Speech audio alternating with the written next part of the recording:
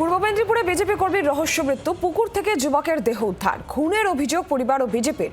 সুব্রত অধিকারী নামে ওই বিজেপি কর্মীর মৃত্যু নিখোঁজ থাকার পর পুকুর পাড় থেকে তার দেহ উদ্ধার হয়েছে। অভিযোগের ভিত্তিতে তদন্ত শুরু করেছে পুলিশ।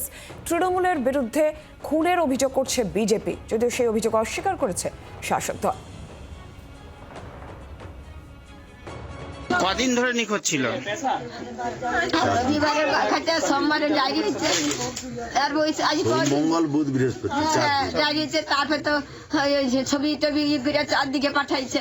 কি ভাবছেন যে সে খুন করেছে? ওকে কেউ মেরে ফেলাইছে গো বাবা, আর কিছু না রে বাবা রে।